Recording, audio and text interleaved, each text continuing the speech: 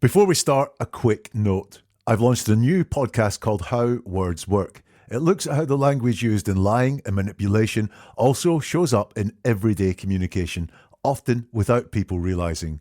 And when you use that language, even honestly, it changes how people hear you. If you want to understand how to remove those signals from your own speech to sound clearer, more authoritative, and more credible, that's what this new show is all about. You can find How Words Work with Jack Fox on all podcast platforms, like where you are now. Right, let's go to this episode.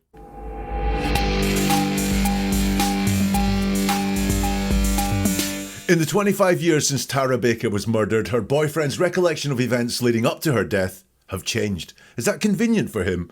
Or is he being honest? She told you the DNA doesn't last that long in her mouth. Is that right? Correct. She told you all of this information before you said that, hey, I remember now, I saw Miss Baker the weekend before she passed away. Would you agree with that?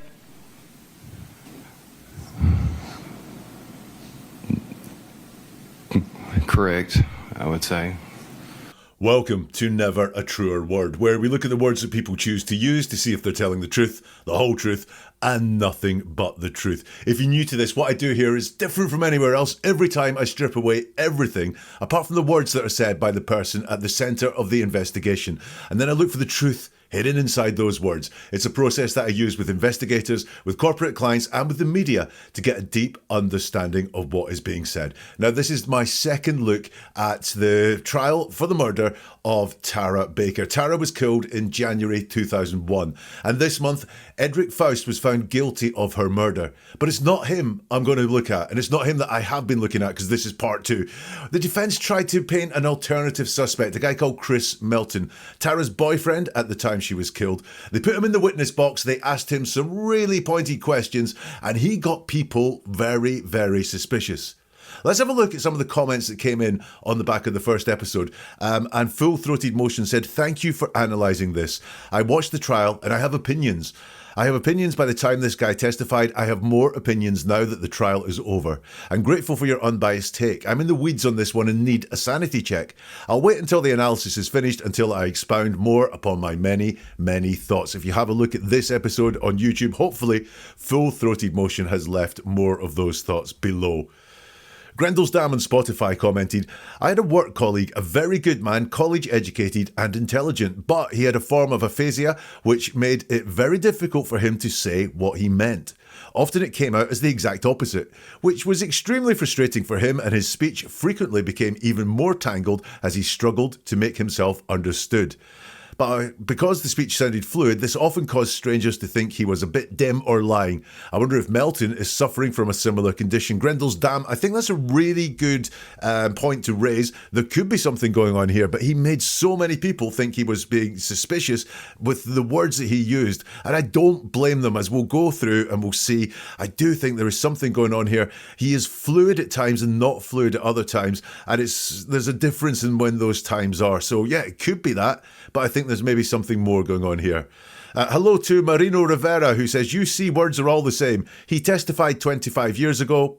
He didn't. There wasn't a trial 25 years ago. And you want to pick apart every word. Welcome to the channel. That's what I do. He has an alibi," says Marino. Does he have an alibi? That's in doubt as well. Anderson says, "I wonder why this is Chris, didn't do a victim impact statement. I didn't know he hadn't done that.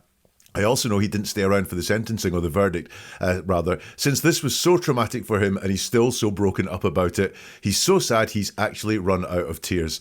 And finally, Stina says, a phrase that you would do well to remember: "Truth tellers tell, liars sell." And unfortunately, the jury bought the poo emoji that he sold. So let's go back to part two of this analysis of Chris Melton giving his evidence. Now, in the first part, I had so many questions about why he could remember some things but not remember other things. At least he was telling us that he didn't remember them. He wasn't trying to pretend he remembered things. But The injuries on his hand, when he spoke about the injuries on his hand, which were noticed on the day or the day after Tara's murder, he did not explain those satisfactorily for me when he spoke. So let's go on and listen to more of him giving evidence at Tara's trial. Remember, he's just a witness. He is not the accused here, although it sounds like it from some of the questions. If you do notice any edits, I have made some edits in the extracts. Those are to take out court procedural things which have no bearing on anything that Chris said. And this is him talking about, very shortly after Tara's death, seeing other women. You testified on direct that this was just a terrible experience for you. It destroyed you. Is that fair to say? Yes, sir. And you and I both could agree Miss Baker's death is a true tragedy. Yes, sir. Okay. On Thursday, January 25th, 2001, you went to Miss Ashley Peavy's house. Is that correct? What's the dates? January 25th, 2001. Yes, sir. Okay. And this is 6 days after Miss Baker's death. Okay. Yes, sir. Okay. And while at Miss Peavy's home on the 25th, which we've agreed is 6 days after Miss Baker's death, you called Miss Leah Tucker. Is that right? Yes, sir. Okay. And it was after 8:15 p.m. It was nighttime. Is that fair to say? I can recall the time. That's fair. But you set up a dinner with Miss Tucker at 5:30 p.m. the next day. Do you recall that? I don't recall that, but it sounds, she was a close past friend. Yes. All right. And then on January 26th, despite your future fiance being brutally murdered, you called Holly Hufford. Would you agree with that? I don't remember a Holly Hufford, but I do recall someone that was hurting, like as in anguish, but I don't recall who Holly Hufford is. You remember somebody else hurting and being in anguish? Everybody around us. But you set up a lunch with Holly Hufford for Friday the 26th. I don't recall. Okay. But we can agree it wasn't Miss Holly Hufford's fiance that died. It was your fiance, right? That's correct. The first question that's put to him there is, you testified on direct that this was just a terrible experience for you. It destroyed you. Is that fair to say? He says, yes, sir. Straight, direct answer. Although what is he agreeing with there? Is he agreeing with that's what his testimony was in direct? Or is he agreeing there that it was a terrible experience for him? And you and I can both agree Miss Baker's death is a true tragedy. He says, yes, sir. Agreeing. Again, it's dead simple. It's dead direct, which is not how he always answers questions, as you have heard. On Thursday, January 25th, 2001, you went to Miss Ashley Peavy's house. Is that correct?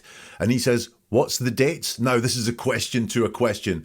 Is he asking for clarification? Because it was really straightforward what the date was. Thursday, January 25th, 2001. And what's the dates? He asks a question.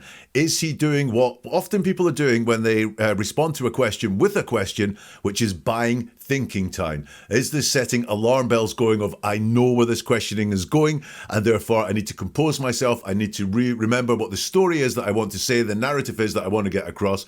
And while I'm doing that, I'm going to ask for fake clarification I don't need to buy myself some thinking time. January 25th, 2001. Yes, sir.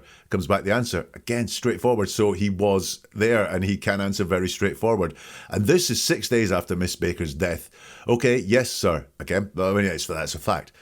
And while at Miss Peavy's home on the 25th, we've agreed, which you've agreed is 6 days later after Miss Baker's death, you called Ms. Leah Tucker. Is that right? So the allegation here, while at Miss Peavy's home on the 25th of January, he called Miss Leah Tucker. Is that right? And he says, yes, sir. He agrees straight away with calling Leah Tucker then and there. Nothing suspicious about that. I just want you to notice what he does.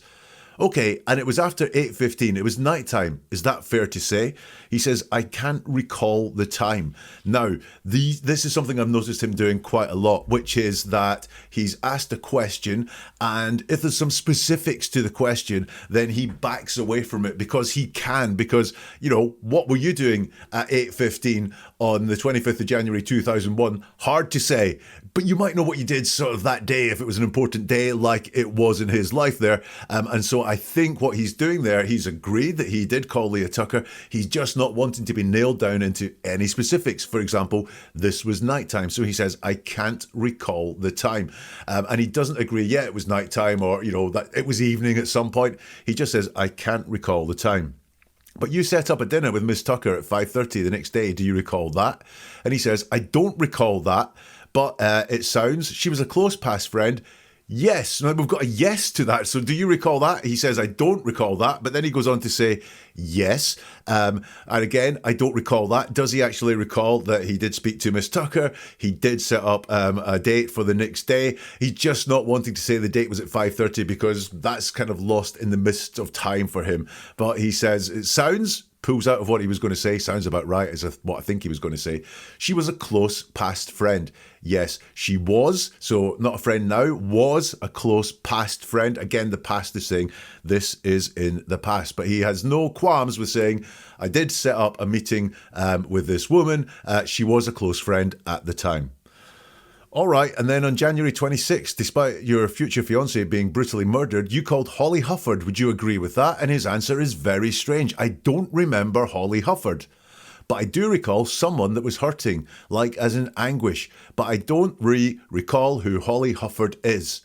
Which is really strange. It's as if he remembers the persona, so he knows on the 26th of January he did call someone who was hurting and suffering anguish, but he doesn't recall who Holly Hufford is. But when he was asked about Holly Hufford, the first thing he does is jump to this person who was hurting and in anguish. It's a very, very strange answer. And again, like, what doesn't he know about that? Is this again about preciseness? Does he remember she was called Holly, but not her surname or something strange like that?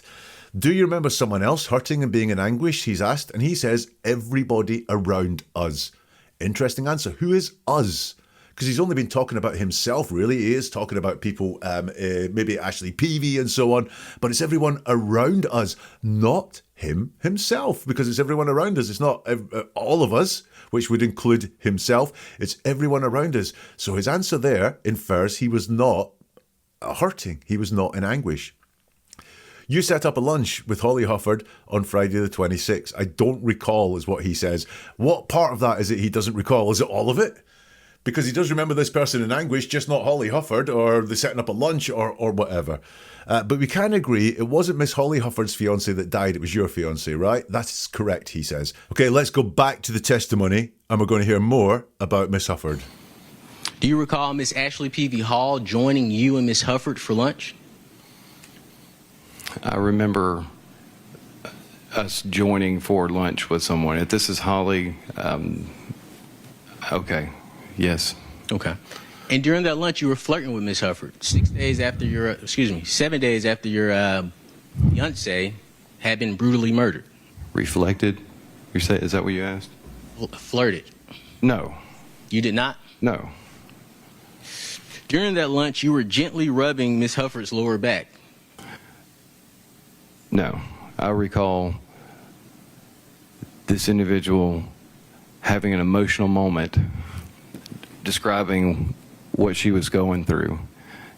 And I realized this person was in pain.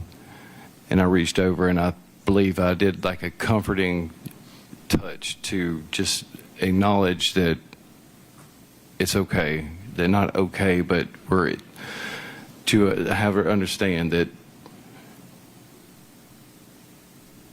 we're all going through this and it's going to be okay. Would you be surprised if Ms. Hufford said that she was shocked by your actions during the lunch? I would be surprised. After lunch, Miss Ashley Peavy Hall and Chris Hall, they left. Do you recall that? I say vaguely, okay. And do you recall telling them that you were going to continue hanging out with Holly? This is a long time ago. I don't really recall this, but it would sound like someone who was, yes, that I would try to comfort, not flirt with or try to set up a date or anything, no. Well, let me ask you this. On January 27, 2001, isn't it true you tried to comfort Miss Hufford at 10 p.m. at 10 p.m.? How so? Did you contact Miss Hufford after 10 p.m. on January 27, 2001? I could believe I could have made a phone call.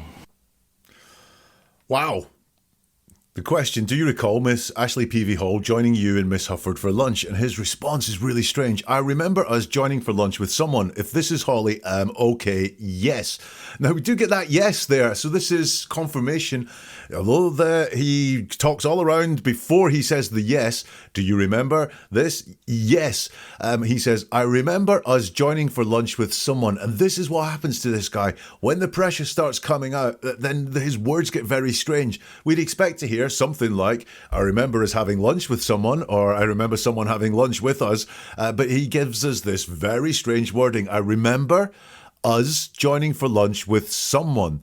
If this is Holly, okay, yes. So an agreement that this is Holly. Although he still just does not want to acknowledge the name Holly, the person Holly.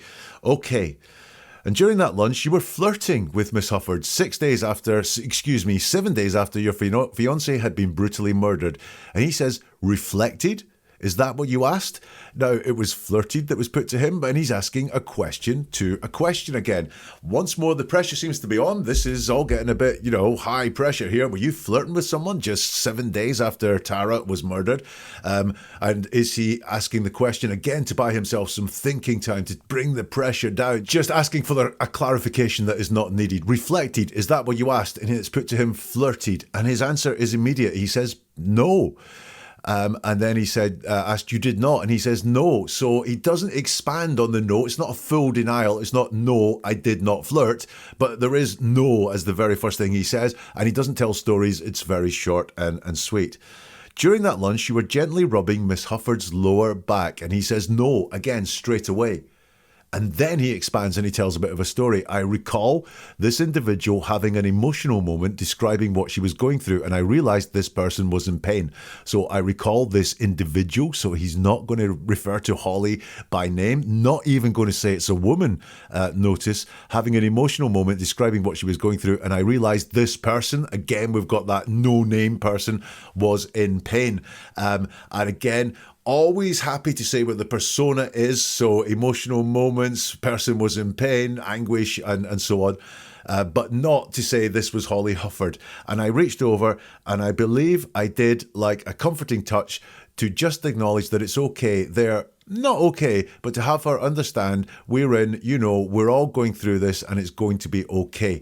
Now, very much the message, although the words are all very word salady again and just not fluid at all, very much the message is that I told her it was going to be okay, which is a strange message to give 7 days after your fiance's been murdered rather than we're all feeling the same. It really sucks, but everything's going to be okay. But fair enough. Being weird, being unusual doesn't make you guilty of killing someone. However, there are some things in there. Gave her a comforting, I believe, so this is not direct, this is not what happened, but it's what he believes happened, so it's slightly qualified and more distant. I did like a comforting touch, so like a comforting touch, rubbing someone's back could be like a comforting touch. I believe I did like a comforting touch to just acknowledge, and there's that word just, here it's being used to minimize down to the, it's only a small thing. Forget all the big things that you might be thinking. It's not that significant. It's just a little thing. And it was just to acknowledge that it's okay. And then I think he realizes he's saying it's okay 7 days after Tara was murdered might not be quite right. He says there, not okay. But to have her understand that we're all going through this and it's going to be okay. Would you be surprised if Miss Hufford said that she was shocked by your actions during lunch? It's a yes-no question. And this time he does not come up with a yes or a no. He says, I would be surprised. After lunch, Miss Ashley Peavy Hall and Chris Hall, they left, do you recall that? And he makes some very strange noises here as if he's trying to get something out. I say vaguely okay. So I don't really know whether he recalls that or if he vaguely recalls that. He's saying, I say vaguely okay. Do you recall telling them that you were going to continue hanging out with Holly? This was a long time ago, so now he's using the long time ago defense, which he's done a lot, what we saw in the first part of this. I don't really recall this. I don't really recall means that he does recall, just not all of it. That really is a bit of a qualification there. I don't really go out that much means you do go out. I don't really recall this. He does recall some of this at the very least. This, again, is very specific. It's not, I don't recall that, which would be far away and something that's been put to him, but this is a specific concept that he has a grasp of, which is potentially hanging out with Holly. But it would sound like someone who was, yes, that would try to comfort, not flirt, or try to set up a date or anything. No, it would sound like someone who was, he doesn't finish that thought, someone who was looking for some comfort or something, so I decided to give them that. That's maybe what he was going to say. We can't assume what it was. He thinks better of it anyway. He says, yes, that would try to comfort, not flirt with, or try to set up a date or anything. No. Interesting that he brings up the concept of a date. You know, all that was put to him was that he was having lunch, 2 people left, and he decided he was going to stay. The date came from him, even though the date was not in the questions from the Defence Counsel. Let me ask you this. On January 27, 2001, isn't it true that you tried to comfort Miss Hufford at 10 p.m? And he says, how so? Question to a question again. Each time he's asked something very specific about this meeting with Holly, he does ask questions to questions. He asked it about flirting, and he's doing it here again. How so? Thinking time being bought, potentially. Did you contact Miss Hufford at 10 p.m. on January 27, 2001? I could believe I could have made a phone call is what he said. So I could believe I could have made a phone call is all very vague. He, I think, did make a phone call to Holly Hufford on the 27th. Certainly doesn't seem to have wasted any time moving on after a brutal murder. So here, look, Leah Tucker, he was 5 with the Leah Tucker questions. Did you speak to Leah Tucker? Yeah, not a problem. Very close friend. He remembers Holly. It's patently obvious he remembers Holly. He only quibbles about her name for some reason, but he's much more sensitive to Holly questions than Leah ones. He's adamant he didn't flirt, but he will admit to touching or rubbing and setting up dates as a concept that he has as well. Right, let's hear some more now from Chris Melton on the stand. And this is some questions that are put to him about, well, look, was there an incident with Tara shortly before she was murdered? Let's have a listen to what he has to say. And you've already stated that you remember talking to law enforcement about that. Is that right? I do. Okay. And you two specifically discussed the incident between you and Tara the week before she died. Is that right? He asked the question, but I'm not hearing it correctly at the time. It was an incident that had happened in the past, but not the week before. But he does ask that question. So let me do it this way. Did you admit to law enforcement that an incident occurred with you and Miss Baker the week before her death? I would have to say yes, but it wasn't accurate. Okay. Well, we can't have it both ways. First, you said it was months ago. I'm going to object about editorializing about the witness's answers. I'm going to sustain that objection. Sure. Mr. Cruz, just stick to your question. Yes, ma'am. Your original answer was that this incident was months ago. Is that right? Yes. Okay. But your answer now is you do remember the incident the week before she passed away. I remember the question he asked, and what I had described did not happen the week before. But you told law enforcement it happened the week before. He asked the question, and I gave an answer, but it was not the week before. Go ahead. I didn't mean to cut you off.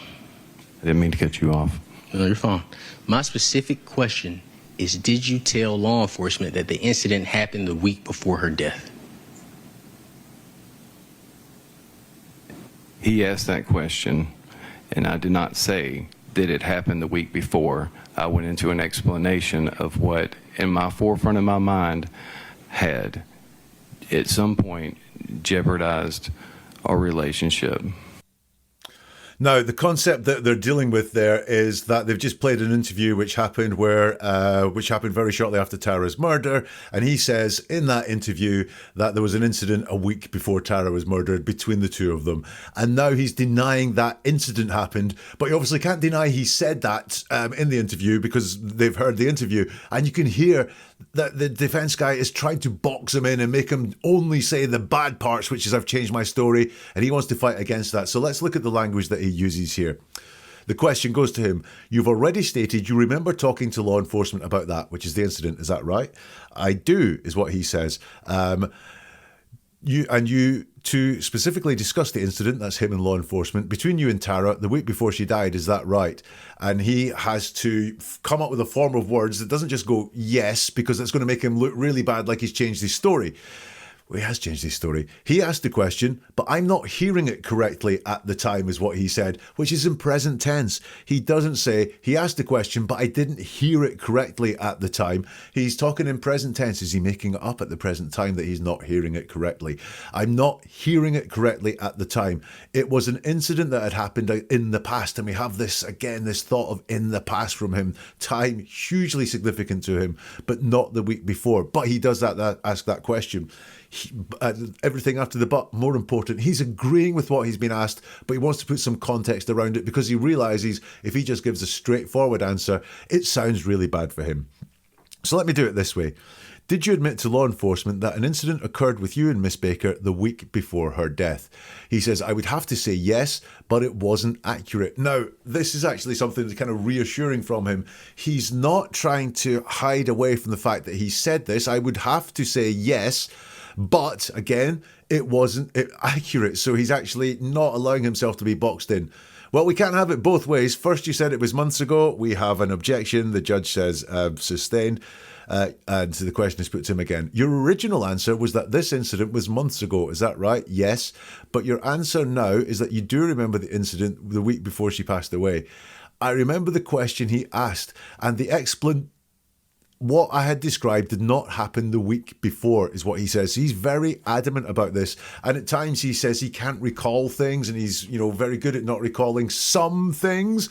But he's very good at recalling other things. And now he's saying the incident that did not happen the week before. But you told law enforcement it happened the week before. He asked the question, I gave an answer, but it was not the week before. So he's very adamant it was not the week before. But he asked the question, I gave an answer, not the answer. Then we have them cutting each other off. My specific question is, did you tell law enforcement that the incident happened the week before her death? And he doesn't just go, yes, but he says, he asked the question, and I did not say it happened the week before. I went into an explanation of what, in the forefront of my mind, had at some point jeopardized our relationship. So while he doesn't want to get boxed in, for me there, he just can't square this off very, very neatly. Once more, his words, when the pressure goes, desert him, and he sounds like he's splitting hairs about what he remembers and what he doesn't remember. It's no surprise to me that people thought he was suspicious when he was on the stand, because his words sure sound suspicious. That's not proof of guilt or innocence or anything like that. It's just that his words, they sure sound suspicious. Now, there's more questions about the relationship between Chris and Tara. Was that relationship in difficulty? We'll come back to the courtroom very, very shortly. Let's take a quick pause. If you're finding this useful, make sure you're following the podcast so new episodes land automatically for you. Everything here is about developing a skill, and the more you listen, the sharper it gets over time. And if you're listening on Spotify, you can also subscribe to get exclusive episodes, early access, and video versions where you can actually see the words we're analysing on the screen. That extra layer makes a real difference if you want to go deeper. Right, back to it. You never shared with law enforcement that Ms. Baker told you that she needed space to focus on her studies 2 weeks before she died, did you? Are you asking me? I'm sorry. Sure. There's a lot of questions. You would agree that you never shared with law enforcement that Ms. Baker told you that she needed space to focus on her studies 2 weeks before her death? I'd agree. And you also never shared with law enforcement that the day before Tara was murdered, that was the most that you two had spoken in the previous 2 months? I don't know about that now. No, as far as did I say, I'm sorry, repeat your question. I'll make sure I understand you correctly. You would agree that you never shared with law enforcement that the day before Ms. Baker was murdered, that was the most that you two had spoken in the previous 2 months over the phone. I left that portion out, so please forgive me. Over the phone. Okay. No, I don't believe I discussed that with the police. I wasn't really aware. Would you have any reason to disagree that before Ms. Baker died, others believed that it was clear that your relationship with Ms. Baker was over? It wouldn't be apparent or aware to me, no. Right. Trouble in the relationship is put to him. You never shared with law enforcement that Miss Baker told you that she needed space to focus on her studies 2 weeks before she died, did you? And once more, he asks for a bit of clarification. Every time a hard question is put to him in the analysis that I've done, he asks for some clarification. Are you asking me? I'm sorry, it's a lot of questions. You told me that you never shared with law enforcement that Miss Baker told you that she needed space to focus on her studies 2 weeks before her death. And he says, I agree. I agree what? He agrees that he said that. He agrees Tara said that. I don't know what he's agreeing to. He just is a little bit too buttoned down there for me to get really what he's agreeing to. You also never shared with law enforcement that the day before Tara was murdered, that was the most you two had spoken to in the previous 2 months. And he says, I don't know about that. And it's either I don't know about that now, or it's I don't know about that. No. As far as did I say, I'm sorry. Repeat your questions. I want to make sure I understand you completely correctly. So he says completely, so he's getting discombobulated here a little bit. But what we can see here once again is he's asked for a repeat of the question. When things get tough, when these things are put to him that could make him sound guilty, he doesn't just give straightforward answers. He wants to clarify. He maybe wants some thinking time before he gives an answer. So it's put to him again. You never shared with law enforcement the day before Miss Baker was murdered that was the most you two had spoken in the previous 2 months over the phone. I left that portion out. So please forgive me, over the phone. He says, no, I don't believe that I discussed it with the police. I wasn't really aware. So no, he didn't discuss it with the police. So he's just getting out there and saying it. And I wasn't really aware. He's using that word really again, which means he was somewhat aware that was the most they had spoken over the past 2 months. Would you have any reason to disagree that before Miss Baker died, others believed that it was clear that your relationship with Miss Baker was over? He says, it wouldn't be apparent or aware to me. No. He answers for himself. Apparent or aware to me. The question is that some people said your relationship was over. Would you disagree with that? Would you agree with that? And he doesn't say, yeah, people thought the relationship was over, but they were wrong. Or I didn't know anyone that thought the relationship was over. I don't know why anyone would think the relationship was over. He just talks about himself. The question's about other people. He just talks about himself. It wouldn't be apparent or aware to me. No. And again, it's that really strange wording. It wouldn't be aware to me. No, is what he says. So here, I mean, he has a hard time with questions that paint him in a bad light. He has a real hard time with questions that paint him in a bad light. One more thing to look at now from Chris on the stand. And this is going back to the last time that he saw Tara before her murder and how his story changed. And even more worrying for me, why his story changed. Let's have a listen. Now, let me ask you about the question in regards to the 10-day window. You would agree that when law enforcement met with you, you told law enforcement in 2024 that you were certain it had been 10 days since you last saw Miss Baker. Would you agree with that? I stated that in confusion, yes, sir. Okay. But you stated it. It was in confusion, but you stated it. I stated it. Okay. And Miss Elizabeth Bigham told you that she had your DNA. Is that right? At some point, yes. And she told you that because of the DNA that she had of yours, it could not have been 10 days. Is that correct? Correct. Okay. Ms. Bigham also told you that they need to be able to explain away your DNA. Is that right? Correct. And in response to let me ask this question the right way. In response to Ms. Bigham telling you that she needed to explain away your DNA, you continued to tell her that, no, I'm certain it's 10 days since I last saw Miss Baker. Is that right? I started reflecting, and I do recall being with Tara the weekend before. I have always stated from prior to that I was with her the weekend before. Time had gone by, and confusion had started setting in, and I was reflecting on the last time I had stayed in Athens. But indeed, Tara had come to my house that weekend. But you didn't say that you had seen her that weekend until Miss Bigham told you that you said that you saw her that weekend back in 2001. Is that right? That's correct. And other times beyond. Yes, sir. And Miss Bigham told you that your DNA was found in Miss Baker's mouth. Is that correct? That's correct. And she told you the DNA doesn't last that long in her mouth. Is that right? Correct. She told you all of this information before you said that, hey, I remember now, I saw Miss Baker the weekend before she passed away. Would you agree with that?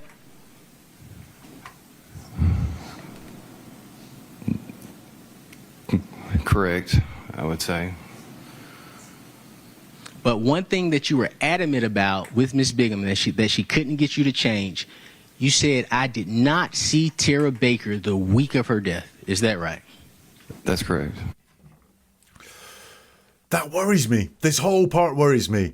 Let me ask you now about the question in regards to the 10-day window. Would you agree that when law enforcement met with you, you told law enforcement in 2024 that you were certain it would have been 10 days since you last saw Miss Baker? Would you agree with that?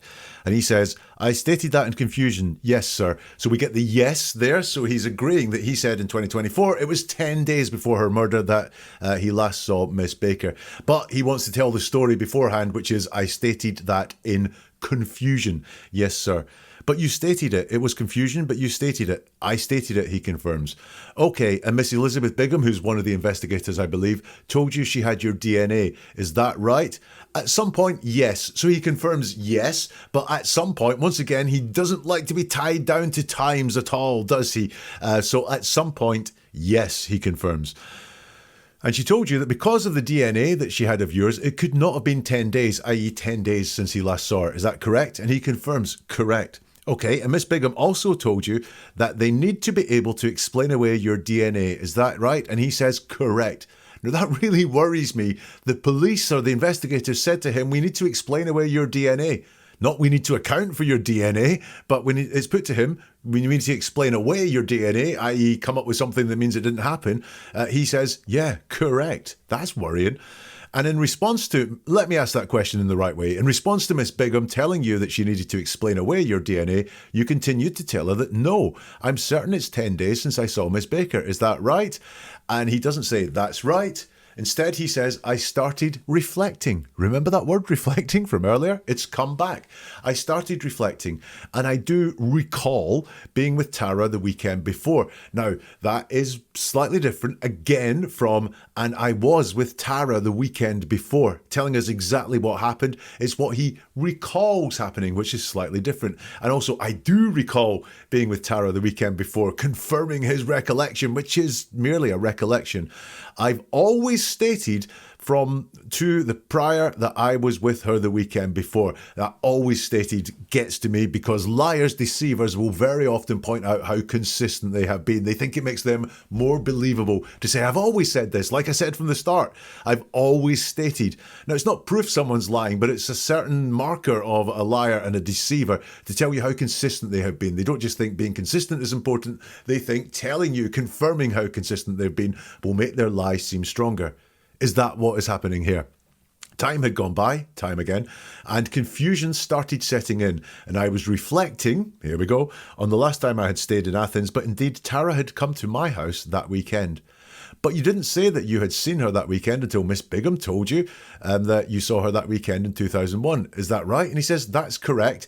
And in other times beyond, yes, sir. So again, the word "in other times beyond," not a phrase that we generally use or hear. So once more, the pressure's on and his words start forming very strangely. But he does confirm that he didn't say he'd seen Miss Tara that weekend until it was put to him. You must have for this DNA to still be there. Miss Bigham told you that your DNA was found in Miss Baker's mouth. Is that correct? That's correct. And she told you that DNA doesn't last that long in her mouth. Is that right? He says, correct. So just straightforward confirmation here. She told you that all of this information before you said, hey, I remember now I saw Miss Baker the weekend before she passed away. Would you agree with that? He says, correct. I would say. So once more, he's telling us in a kind of qualified way, not just this is correct, it's just I would say correct. One thing you were adamant about with Miss Bigham that she couldn't get you to change, you said, I did not see Tara Baker the week of her death. Is that right? That is correct. So that is the week of her death that he is confirming there. So look, there, he's confirming that the police certainly said they want to clear him as a suspect for some reason. So that is Chris Melton on the stand talking about the murder of Tara Baker. Now, number one thing I'm going to say to you, I can see why so many people found this guy suspicious, because you will have met in your life creeps. abusers. You might have watched Murderers on the Stand before, and you're recognizing so many of the speech patterns from this guy. Now, it doesn't mean that he's a murderer because he talks like one, but that's why you're suspicious. And you're quite right to be suspicious, because if you like notice those speech patterns, even if it's not consciously, you're just like, this doesn't all add up, this doesn't feel good. It's a great warning system to protect you. But what do I think about this guy here? Time is a big thing for him, and he uses it to explain why his story has changed. Very rarely does he use the lapse of time, the 25 years, to say it was a long time ago, I can't remember. It's more, at this time I said this, at this time I said that, this time I can't remember. He will admit to changing his stories, although he sort of had to because there's a lot of evidence there.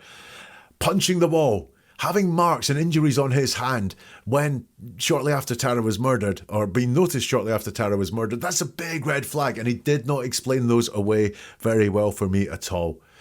His actions after the murder are all icky. He got very, very, very suspect about them. But I guess as well, it could just be that Tara and him were over, and that he doesn't really want to admit that because it might make him a stronger murder suspect. But then when he has to explain some of his actions, he sounds all sort of out of kilter when he talks, because he's trying to so hard to make himself not look like a suspect that he does look like a suspect. But there is so many things that he says that make him sound suspicious. Now, apart from the injuries to the hand, which he doesn't explain well at all, I didn't see any signs of a big smoking gun, and they weren't able to ask him the big outright questions I would love to see answered. But yeah, very, very suspicious. I'm now off to dig into the trial a little bit more to find out why the guy Edric Faust was actually found guilty, what evidence there was against him. Because for me, you know, if I had to look for prime suspect, it would be him. I'm not saying that that means he did it. I'm saying there's so many things around that I don't like. The fact that the police tried to clear him, and the fact that the injuries to his hand, he doesn't explain well at all. What do you think? Let me know in the comments if you can, or get in touch on the socials. You will find all the details of those at neveratruerword.com. There you will also find a whole load more episodes of people on the stand talking in court and looking, look, are they telling the truth? Can we tell from those words whether they're being straightforward and honest, or do their answers sound suspicious? You'll find a whole load of those at neveratruerword.com. We'll see you soon for something new from Never a Truer Word. And remember, the truth is always in the words.